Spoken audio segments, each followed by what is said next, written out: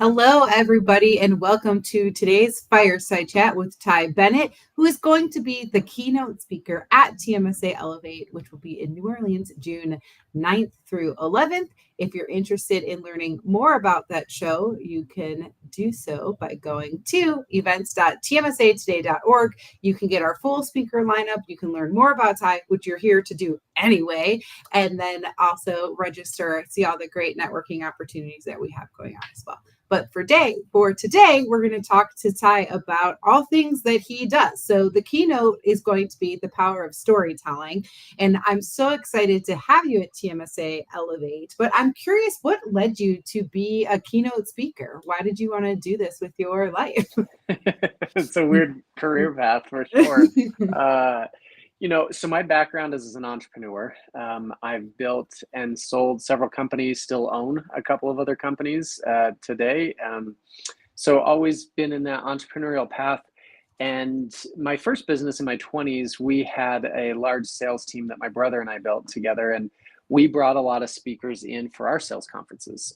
We brought in John Maxwell and Les Brown and Peter Vidmar and just all these different speakers that I looked up to. And because I was the one bringing them in, I got to take them to dinner and pick their brain because I was kind of fascinated with this. Actually, it goes back when I was in high school.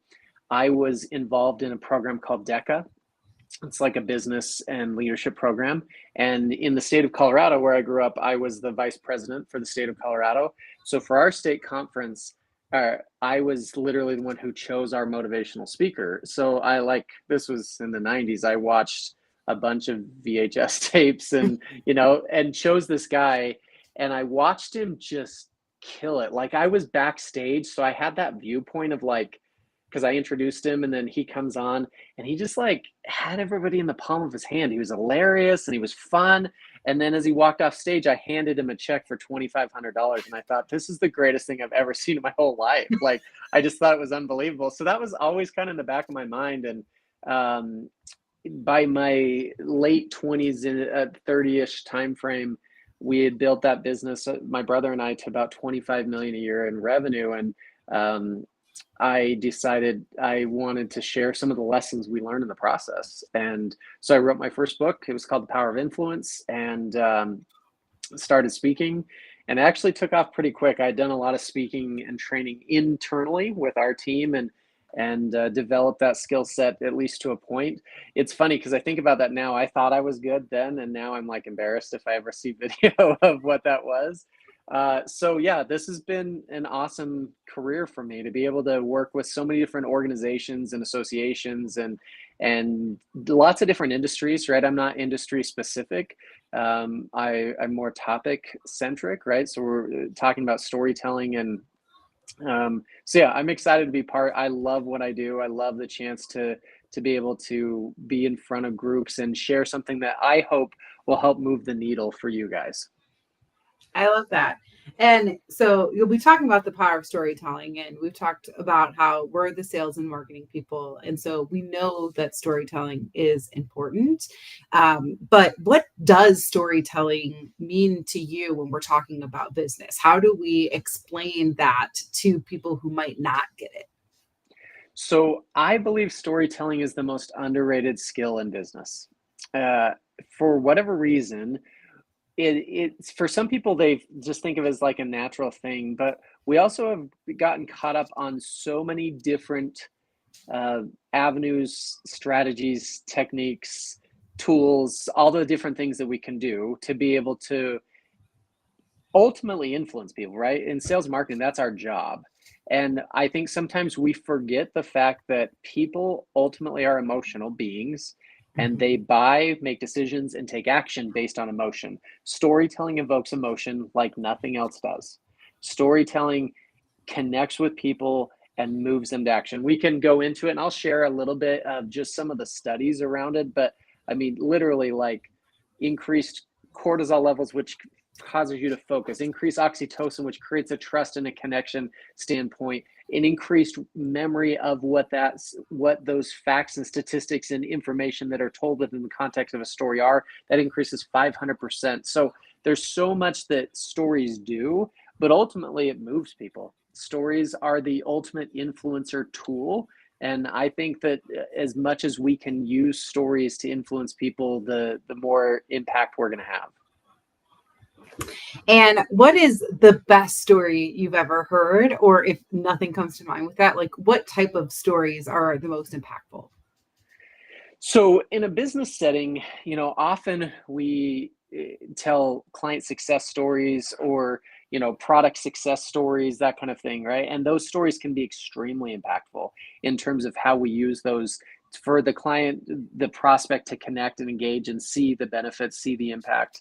Um, I'm going to share on stage a story that for me, early in my career as a 21-year-old, I developed and used to move conversations forward when I was struggling as an entrepreneur. I was struggling to have people take me seriously. And quite literally, this one particular story created a $25 million a year business because it was the genesis. It was what caused the real conversations to happen. And so I'm going to save that for on stage. I'm going to dive into it. I'll literally role play it out and share it with you. But that's how powerful stories can be. Like you and I would not be having this conversation if it weren't for that one story.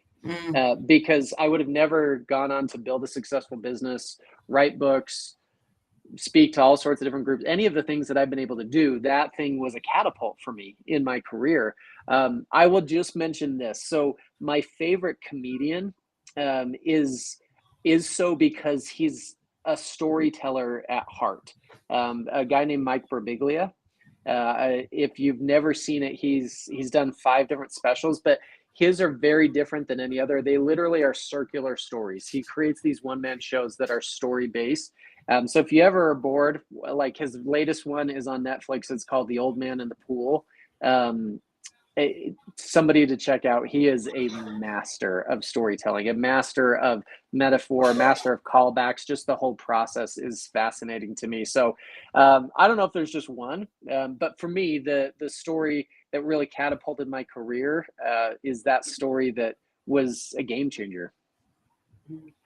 And if you're just checking in with us, we're here live with Ty Bennett, who's going to be the keynote speaker at TMSA Elevate. You can, of course, check out more information or register for Elevate if you just scan this QR code. Sometimes you have to pull up a little bit to get it to scan, which I learned. But we're talking about the power of storytelling, which is going to be the topic of what you're talking about at Elevate. I'm curious if you ever get pushback from industry leaders or sales and marketing people, probably not the sales and marketing people, but maybe the industry leadership about the power of storytelling. Like, do people understand the value in that when you kind of start to get keynotes, or do you hear that from the people in your audience of like, oh, I understand this, but I just can't get the buy-in for the power of this? Yes, it's interesting because it comes from different perspectives. One that comes up quite often is just we're crunched on time. So we don't have time to throw a story in there, right? We just have to get straight to the most important thing. I would argue that the story probably is the most important thing. The other thing is I think there's a lot of misnomers about storytelling, right? When you think I have to tell a story, you think a long time frame. Most stories are simple little anecdotes, right? 20, 30 seconds. Like they don't have to be these long drawn out 7-minute stories. It doesn't have to change the whole part of your presentation. It's not your whole presentation. Sometimes it's just a quick aside that brings it to life. A lot of analytical people, like I get brought in by to a lot of groups that they're like, these guys don't know how to tell stories, right? So you need to help them. But the biggest thing that I think we find is not pushback, because I think like literally just a couple of questions and I can ask people, and people get like stories work, stories engage people. But the next question is okay, how do I really do it? Like, how do I actually tell an effective story? What does that look like? And that's what I want to spend the bulk of our time together in New Orleans doing, is diving into the how and giving you the formulas and tools to be able to actually do it more effectively. Great. If you guys have questions for Ty, feel free to put them into the chat and we will ask him. I love storytelling. It's one of my favorite things. I started my career in journalism and then transitioned to Oh, cool. marketing and then came in here. And one thing that we're doing special for this year at TMSA Elevate is we actually have these 15-minute power sessions of just storytelling. Oh, So nice. Cassandra Gaines is going to be talking about the status of freight fraud and how sales and marketing people can really showcase what they're doing at their companies to fight it. And like no slides, nothing fancy, just the power of story. We have Diane Nusset with FedEx coming to tell her 17-year career story of how she's worked at this huge Cool. name in transportation for so long. So I started to put that into motion before we even booked you, but I was like, oh, how exciting, Cool. because we believe in storytelling here at TMSA and just in sales and marketing and transportation and logistics. And so it's really exciting to have you kind of help us navigate that to do it even better. I'm curious. I think that sometimes if somebody is hesitant to tell a story or doesn't know how to execute it properly, it's because of a fear of vulnerability or to reveal a piece of yourself. Is that something that you see? Or are Yeah, most people just excited to do it? no, I mean, for sure. I think often, I think sometimes it feels so. Two things. One, there's a vulnerability in terms of what you might share, right? When we're sharing personal experiences, often we need to open up, and it's our failures and our insecurities and our struggles that are more relatable, right? There, when we share stories that we're just like, I just crushed it, I want to, like, there's nothing about that that engages anybody, right? It's the learning process. And so there's a vulnerability in terms of what you share. I also think there's a vulnerability in the willingness to share. Sometimes it feels theatrical, right? Like it can feel a little uncomfortable in certain settings, like a business setting. And so some of the things that I'll teach in is how to make that more conversational, right? Instead of like some drawn out process. And I've watched people who they teach storytelling from like a theater background or from a performance background or other things like that. And I think there's great things to learn there. I don't. I teach storytelling from a business background. I have used stories to build and sell and scale businesses. That's my background and experience with it. And so I want to make it feel as comfortable and as conversational in the settings in which we use stories in business, so that you feel natural. There isn't this buildup of like, let me tell you my story or any. It's just more conversational. It's as we're talking, say, you know, have you ever experienced something like that? And they're like, oh, absolutely. It's interesting because boom, and now we're right in the story together. And there's some simple techniques you can do to do that. So I do think vulnerability is a sticking point. It's a hesitation, right? Both from the standpoint of maybe opening up and sharing more of you, but also share just the willingness to step out there and share a little bit more, and putting it out there in terms of how you deliver a message. And TMSA is actually looking for our members and conference attendees to tell their stories about TMSA. So this year, I think I told you, but it's our 100-year anniversary here at Congratulations. TMSA. That's way cool. Thank you. And so if you scan the QR code that's in the top left, let's see, I always point to the wrong way because I go backwards, but up here, you can scan this QR code. And we're just asking for 2 minutes or less videos of what's your favorite story about TMSA or coming to a conference or people that you've met or people that you've learned. And we're putting together a compilation video of all the people of TMSA because we are Cool. truly a membership organization. And so even though I'm executive director here and we have a headquarters that works very hard to execute, it's mainly done for and by the members. So if you are a part of TMSA or you have a story to share, please let us know. We're happy to hear about it. What are you looking forward to coming to New Orleans in June for the TMSA Elevate conference? New Orleans is a fun city. It's always fun. I haven't been there in a little bit, so that's always fun to come visit. But ultimately, I love connecting with the individuals at the different conferences. I love the energy of a conference, especially like an association like this that's come together for years. It's like this huge family reunion. There's great energy. People are excited to be together, right? And you're reconnecting, and I just I'm an extrovert. People bring energy to me, so I love that aspect of it, of just like being with people and enjoying it. I love audiences that show up to a conference like this and they want to learn. They're there to grow. They want to dive in. That I think is just the coolest trait, and it's cool to see a group to come together that way. So yeah, I'm just excited to be there with all of you, get to know more people, and have a chance to learn together. Awesome. We do have a question from the audience. Would you say that you can use the techniques that you teach at the conference in the digital world or on social media, posts, newsletter, etc., or are a lot of the storytelling pieces more for one-to-one or conversations that you're having in person? A great question. I think it's both. I think the principles apply in both. I think there's nuance to different platforms, right? So, for example, in social media, sometimes you're limited in terms of how much text or time you can take, whether it's in video or text form or other things. And so, how you use that, you might have to adapt a little bit to the platform. But I think the techniques may all work. I think when I teach you how to lead into a story with a question, that works extremely well in written form and social media posts, other things like that. I think when I teach you the formula for a story and how to break that down, I think that applies across the board. So I do think it applies everywhere. I just think that sometimes we have to adapt to the given platform or the delivery method. Is that one of the mistakes that you've seen with people trying to adapt to storytelling, that they're not adapting to the platform or the medium that they're using?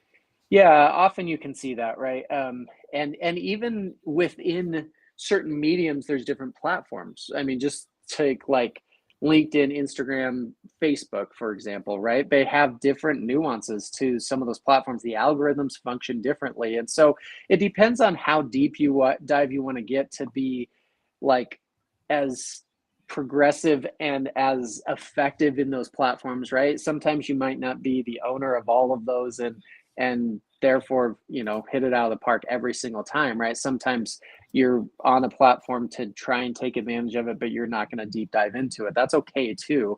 But yeah, there are sometimes we broad stroke, like I'm going to just use this across the board.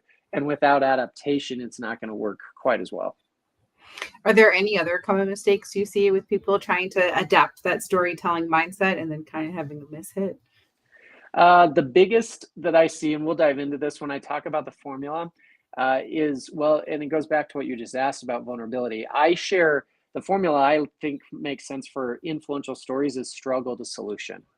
And what I see most people share are solution to solution stories Mm. because they don't want to be vulnerable, because they want to, I mean, literally, like in business, almost all stories sound the same. We say, you know what, we're great. We've always been great. We'll always be great. And if you work with us, that'd be great, right? I mean, like, that's how we just wanted to come across like we've got this totally figured out.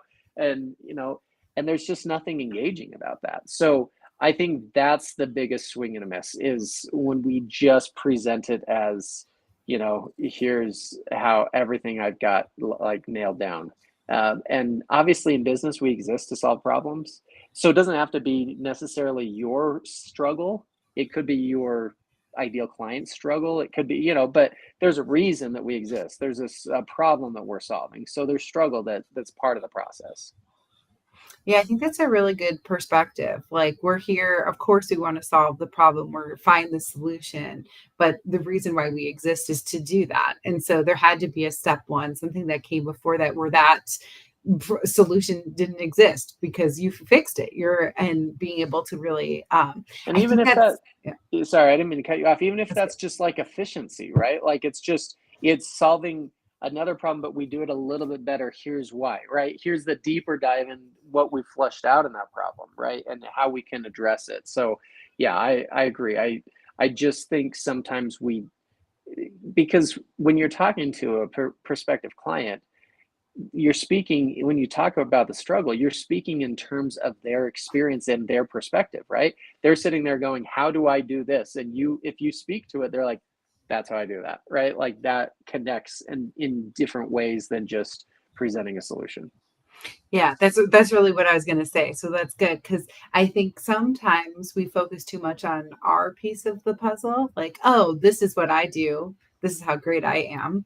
But it's really about how great you can be for your prospective client, or being able to speak in their language, or understanding what they're going through and showcasing that you actually get it.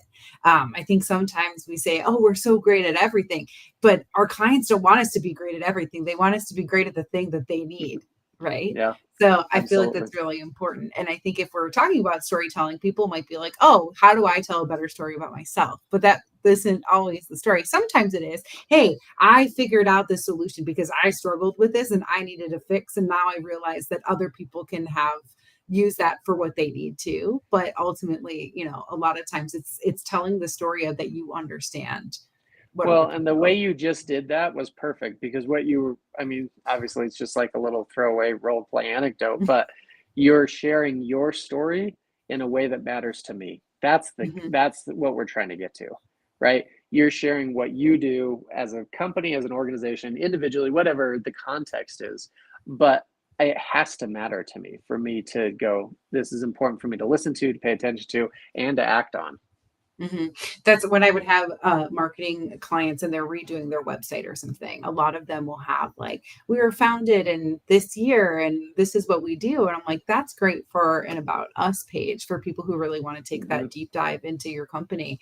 But if I'm going onto your website, I'm trying to figure out what you can do for me, or if you're the right partner for me, or how we might be able to work together. And I might not care as much until I do a deeper dive, or until I'm really further down that funnel of picking the partner to determine, oh, okay, this person's been in business this long. Some people value that a lot. Oh, I only want to work with a company that's been in business for this amount of time. But I think making sure that we're creating that type of content, those types of conversations, whether it is social media, website, in person, on phone, in presentations, really catering that messaging to the person we're talking to. Yeah. And I think that question all the time of like, okay, if you give me a fact about you, like out loud almost ask the question, why would anybody care? Like, why does Mhm. that matter to them? Because if you are going to say we've been in business this long, okay, why do I care? What does that do? That gives you like a different level of trust, an understanding of longevity. Right? Like, speak to that, Mhm. because yeah, I think all of those things matter, but we often say them in a way that doesn't. Mhm. That's, I used to teach social media marketing at a community Oh, cool. college, and what I told them was like, it's also a conversation, and sometimes people Mm. forget that. Like, you do all of this work to get the post up, so you tell that story, you have that, but then what? Like, because then if somebody writes on that post, are you following up? Are you paying attention? Are you having part of that conversation? Are you continuing that story? Because if you're just doing all of the work to get the post up, that's just step one. The rest of it is you're trying to have people engage with you, to want to partner with you, to want to continue that story, to continue that conversation. I think that's a great point. And actually, for me, where I honed in on storytelling, when I was a young entrepreneur, 21, I was honestly struggling to get, like, I was meeting with trying to sell to people all the time, and like nobody was buying. And so I started recording every presentation that I gave.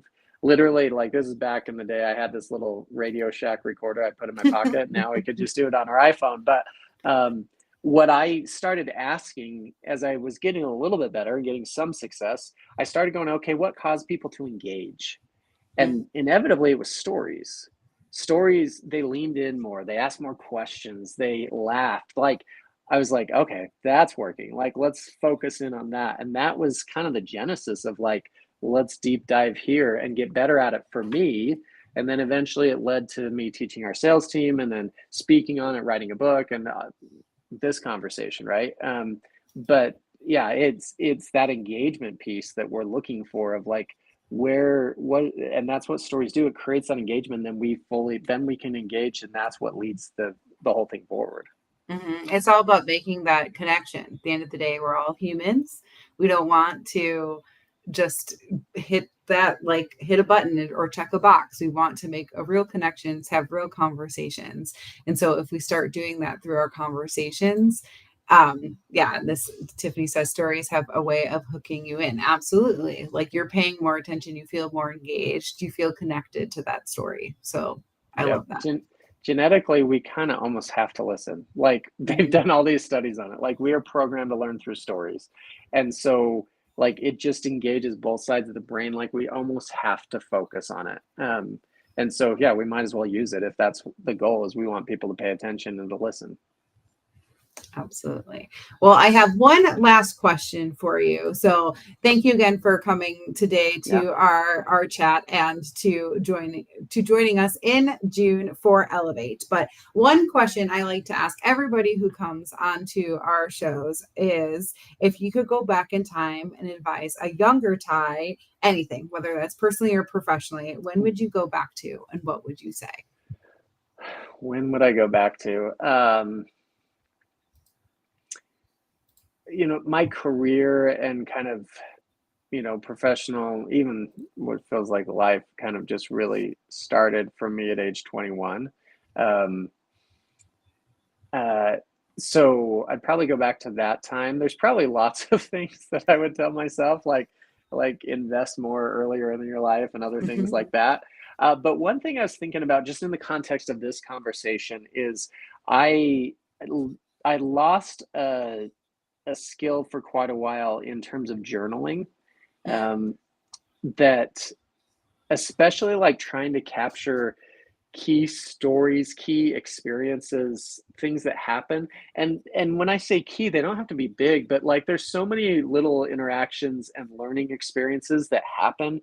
And 10 years later, you don't remember any of the details, right? Like now they would make great stories for me to share, like in books or on speeches or whatever, that are just lost to, because I didn't capture them. So that would be one thing I wish I did more of earlier in my career, to have a little bit more flushed out, like that I could dive into and pull the lessons learned out of, and the experiences, the failures, like the whole process.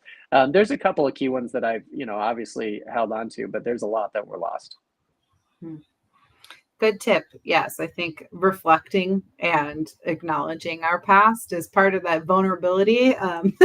Sometimes you don't want to face it, but it's good and it's part of our stories. So yeah, for sure.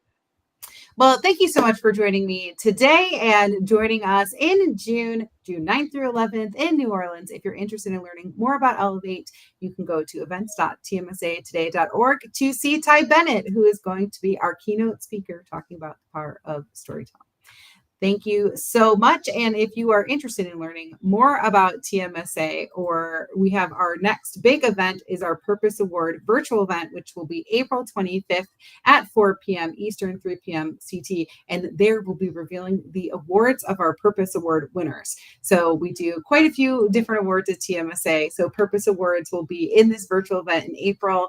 And then our Trailblazers and our Rising Stars will be announced at Elevate. And then our Mountain Movers will be announced later this year at our Executive Summit. So thank you guys all for joining us. And thank you, Ty, for joining us on the show today. No, thanks for having me. Excited to be in New Orleans. Perfect. See you there.